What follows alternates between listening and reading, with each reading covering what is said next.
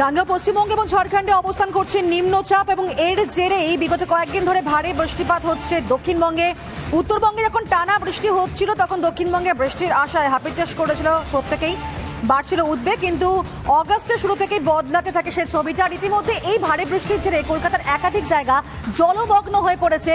কলকাতা সহ বাকি জেলায় বজ্রবিদ্যুৎ সহ হালকা থেকে মাঝারি বৃষ্টিপাতের আবার পূর্বাভাসও দিয়েছে আলিপুর আবহাওয়া দপ্তর। সেক্ষেত্রে কিন্তু এই সম্ভাবনা, এই জলমগ্ন হওয়ার সম্ভাবনা আরো বৃদ্ধি পেতে পারে। শহরে এবং একাধিক জায়গা জলমগ্ন হয়েছে, শহর এবং একাধিক জেলায় কিন্তু জলমগ্ন হয়েছে এবং সেখানকার ছবিটা আমরা জানবো। প্রথমে এই মুহূর্তে শহর কলকাতার ছবিটা জানবো। সল্টলেক সেক্টর 5 এর ছবিটা কিরকম? ওয়েন্দিলা রয়েছেন আমাদের সঙ্গে সরাসরি। ওয়েন্দিলা, তুমি ঠিক যে জায়গায় রয়েছো সেখানকার ছবিটা একবার দেখাও আমাদেরকে।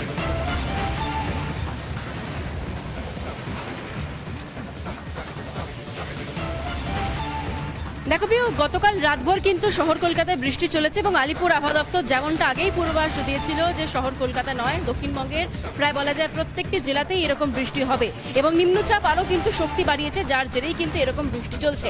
আগামী 4 থেকে 5 দিন এইরকম বৃষ্টির সম্ভাবনা রয়েছে কলকাতার পাশাপাশি দক্ষিণবঙ্গের 7 জেলায়, যার মধ্যে রয়েছে হাওড়া, হুগলি, উত্তর পূর্ব পূর্ব এবং পশ্চিম বর্ধমান, তার সঙ্গে রয়েছে উত্তর এবং দক্ষিণ 24 পরগনা। এবং এই জেলার পাশাপাশি সকাল থেকে আমরা দেখছি উত্তরবঙ্গ ভারী বৃষ্টি চলছে এবং আগামী বেশ কয়েকদিন কিন্তু ভারী থেকে অতি ভারী বৃষ্টির সম্ভাবনা রয়েছে এই 7 জেলাতে।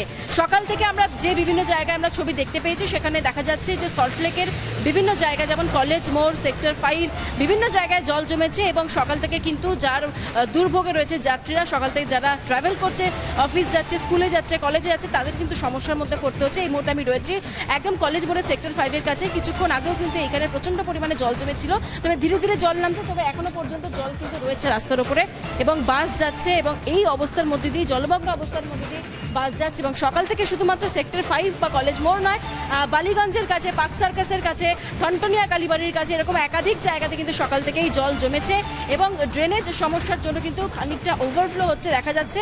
শুধুমাত্র রাস্তার উপর নয়, বিভিন্ন গলি সেখানেও কিন্তু জল জমেছে। এভাবে লাগাতার বৃষ্টির জেরে কিন্তু জলমগ্ন একাধিক জায়গা, যেমনটা আমরা দেখাচ্ছিলাম আপনাদেরকে, অন্তত কলকাতা সেক্টর 5 এর ছবিটা আপনারা দেখলেন, কিন্তু এরই পাশাপাশি অবশ্যই আপনাদেরকে জেলার বিভিন্ন জায়গার ছবিগুলো দেখাবো, বিভিন্ন জেলার ছবি তুলে ধরবো আমরা, সেখানকার কিরকম অবস্থা সেটা একবার দেখানোর চেষ্টা করবো আপনাদেরকে। দেখুন এই মুহূর্তে দেখতে পাচ্ছেন সেই ছবি, একেবারে জলমগ্ন একাধিক জায়গা। এবং সবচেয়ে বড় কথা হচ্ছে এই মুহূর্তে আসানসোলের ছবি দেখতে পাচ্ছেন আপনারা, যেখানে যে রেল কলোনিগুলো রয়েছে এবং আসানসোলে যে গারুই নদী, সেই নদীর যেভাবে জলস্তর বৃদ্ধি পেয়েছে তার জেরে কিন্তু একাধিক জায়গা এই মুহূর্তে আসানসোলের জলমগ্ন, যে ছবি অন্তত সামনে আসছে। আর ঠিক এই আসানসোলে ঠিক এই জায়গা থেকে কিন্তু মৃতদেহ পর্যন্ত উদ্ধার হয়েছে, যে ছবি অত্যন্ত ভয়ঙ্কর ছবি দেখতে পাচ্ছেন আপনারা। দেখুন যে কিভাবে উদ্ধারকারী দল তারা গিয়েছেন এবং সেখানে কিন্তু তারা উদ্ধার করতে বেরিয়েছেন এবং তারপরে সেখান থেকে উদ্ধার হয়েছে। সেভাবে গতকাল সেখানে কিন্তু গাড়ি নিয়ে যাওয়ার সময় তারপরে সেখানে সে দুর্ঘটনা ঘটে এবং আজকে চালকের মৃতদেহ উদ্ধার হয়েছে। যে খবর আমরা পাচ্ছি, উদ্ধারকারী যারা রয়েছেন তারা লাগাতার সেই চেষ্টা চালিয়ে যান এবং তারপরে সেখান থেকে গাড়ির চালকের মৃতদেহ উদ্ধার করেন। ঠিক এই জায়গা থেকে যে ছবি দেখতে পাচ্ছি, ব্রজ রয়েছেন এই মুহূর্তে আমাদের সঙ্গে সরাসরি। ব্রজ, যে ছবি আমরা দেখতে পাচ্ছি তোমার মাধ্যমে, গাড়ির চালকের দেহ উদ্ধার হলো তাহলে?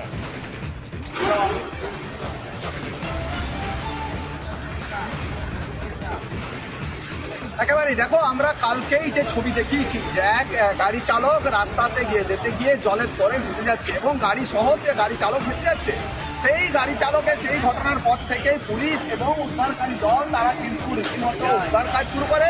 এবং আজকে এই যেখানে আমি দাঁড়িয়ে আছি, ঘটনাটি কিন্তু এখানে ঘটেছিল যে যখন ঘটছিল তখন এই ব্রিজ কিন্তু জলের নিচে ছিল এবং দেখতে পাচ্ছ, একটু দেখানোর জন্য বলি যে দেখো গারুই নদীর এই মুহূর্তে জলস্তর কিন্তু এখনো অনেকটা কমে গেল, এখনো কিন্তু বিপজ্জনক অবস্থায় রয়েছে এবং এই ব্রিজটি এখন বন্ধ রয়েছে। উদ্ধারকারী দল তারা কিন্তু উদ্ধার কাজের যে কাজ গতকাল থেকে শুরু করেছে, আর সকালে মৃতদেহ উদ্ধার হয়েছে, গাড়ি উদ্ধার করা হয়েছে। এবং জানিয়ে রাখি যে এই গারুই নদীকে ঘিরে কিন্তু প্রতি বছরই আমরা দেখেছি যে বর্ষার জলে গারুই নদী ফুলে ফেপে ওঠে এবং মৃত্যু হয়, একাধিক জলের মৃত্যু হয়েছে। এবং উদ্ধারকারী দল তারা কিন্তু সেই উদ্ধার কাজ চালিয়েছে। শুধু এই যে ব্যক্তির মৃতদেহ উদ্ধার করা নয়, গতকাল যারা বিভিন্ন রেল যে এলাকা রয়েছে, বিভিন্ন যে রেলপার আসানসোলে, সেই রেলপার এলাকার বহু মানুষ তাদের বাড়িতে তারা কিন্তু ফেসেছিল, তাদেরকে উদ্ধার করা হয়েছে। এখনো কারুই নদীর একেবারে ব্রজ চালকের দেহ উদ্ধার হয়েছে, কিন্তু আবার যেখানে বৃষ্টিপাতের সম্ভাবনা রয়েছে সেখানে প্রত্যেকে আমরা বলবো সাবধানে চলাফেরা করার জন্য, কারণ যেভাবে ভারী থেকে অতি ভারী বৃষ্টি হচ্ছে সেখানে কিন্তু একটা সম্ভাবনা থেকে যাচ্ছে। তোমাকে ধন্যবাদ। আসানসোল থেকে আমাদের সঙ্গে ব্রজ ছিলেন। তবে এই জায়গা থেকে আপনাদেরকে অবশ্যই জানাতে চাইবো, দক্ষিণবঙ্গে যেভাবে লাগাতার বৃষ্টিপাত হচ্ছে সেখানে জলমগ্ন একাধিক জায়গা, এবং শুরু থেকে কিন্তু আমরা বলছিলাম আপনাকে ঠিক কোন কোন জায়গায় ভারী বৃষ্টির সম্ভাবনা রয়েছে। দেখতে পাচ্ছেন যে আপনারা পুরুলিয়া থেকে শুরু করে একাধিক জেলা, সেখানে কিন্তু ভারী বৃষ্টির সম্ভাবনা রয়েছে।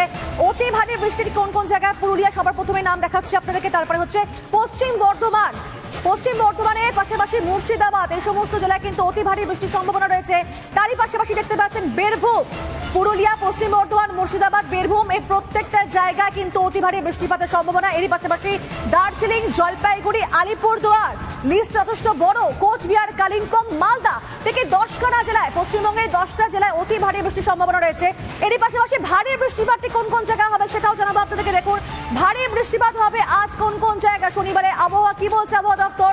উত্তর দিনাজপুর, দক্ষিণ দিনাজপুর, এরই পাশাপাশি বাঁকুড়া, তারপরে পূর্ব বর্ধমান, হুগলি, তার পাশাপাশি নদিয়া এবং উত্তর 24 পরগনা, এই 7খানা জায়গা না 8খানা জায়গা, কারণ দক্ষিণ 24 পরগনা রয়েছে সেই লিস্টে। এই 8খানা জেলায় কিন্তু ভারী বৃষ্টিপাত, অর্থাৎ অতি ভারী বৃষ্টিপাত। এবং ভারী বৃষ্টিপাত কোথায় কোথায় হবে আপনাকে জানালাম। আরেকবার দেখুন, উত্তর দিনাজপুর, দক্ষিণ দিনাজপুর, বাঁকুড়া, পূর্ব বর্ধমান, হুগলি, নদিয়া, উত্তর 24 পরগনা, দক্ষিণ 24 পরগনা, এই 8খানা জেলায় কিন্তু হচ্ছে ভারী বৃষ্টিপাত। কিন্তু এরই পাশাপাশি আপনারা নিশ্চয়ই জানতে চাইছেন যে হালকা বৃষ্টিপাত বা মাঝারি বৃষ্টিপাত কোন জায়গায় হবে, সেটাও দেখাবো আপনাদেরকে। আজকে শনিবারে আবহাওয়া যেটা বলছে হালকা থেকে মাঝারি বৃষ্টিপাত, একবার চেষ্টা করবো আমরা ঠিক কোন জায়গায় আজকে হবে এবং সেখান থেকে ঠিক কি খবর পাওয়া যাচ্ছে। কলকাতায়, শুধুমাত্র কলকাতায় কিন্তু হালকা থেকে মাঝারি বৃষ্টিপাত হবে। এখন দেখতেও পাচ্ছি আমরা কলকাতার বিভিন্ন স্থানে এই মুহূর্তে বৃষ্টিপাত হচ্ছে। হালকা থেকে মাঝারি বৃষ্টিপাত একমাত্র কলকাতায় হচ্ছে, অর্থাৎ এই রাজ্যের যে বিভিন্ন জেলা রয়েছে সেই জেলায় কোথায় কোথায় অতি ভারী বৃষ্টিপাত, কোথায় কোথায় ভারী বৃষ্টিপাত এবং হালকা থেকে মাঝারি বৃষ্টিপাত কোথায় কোথায় হবে আপনাদেরকে জানিয়ে রাখলাম। এবার পুরোটাই হচ্ছে আপনাদের ওপর নির্ভরশীল, আপনারা কিভাবে সাবধানে থাকবেন, যাতায়াত করবেন, কারণ আপডেটটা আমরা দিয়ে রাখলাম। প্রত্যেকেই বলবো যে খুব দরকার না থাকলে বাড়ির বাইরে বেরোবেন না, কারণ যেভাবে দুর্যোগপূর্ণ একটা দিনের আমরা অন্তত সম্মুখীন হচ্ছি, অন্তত জেলাগুলির থেকে, যেখানে উত্তর 24 পরগনা আমরা দেখলাম, দক্ষিণ 24 পরগনা দেখলাম, অন্যান্য জেলা দেখলাম আজকে ভারী বৃষ্টিপাতের সম্ভাবনা রয়েছে। একই সঙ্গে কিন্তু আপনাদেরকে ঠিক ঝাড়গ্রামের দিকে আমরা নজর রাখবো এবং সেখান থেকে কি খবর পাওয়া যাচ্ছে সেটাও কিন্তু অবশ্যই জানাবার চেষ্টা করব।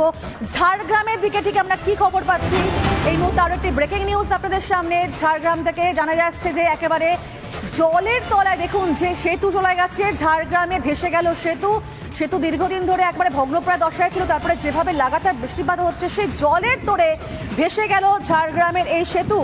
যে ছবি দেখতে পাচ্ছেন আপনারা ঝাড়গ্রামে, দেখুন যে সেতু দিয়ে এত মানুষ পারাপার করে, এমনকি যানবাহন পর্যন্ত পারাপার করা হয়, ঠিক সেই সেতু ভেঙে গেছে, জলের তোড়ে ভেসে গেছে, ঝাড়গ্রামের জলের তোড়ে ভেসে গেছে সেতু। সুবর্ণরেখা নদীর ওপর তৈরি এই সেতু যোগাযোগ বিচ্ছিন্ন হয়েছে সাঁকরাইল নয়াগ্রাম ব্লকে।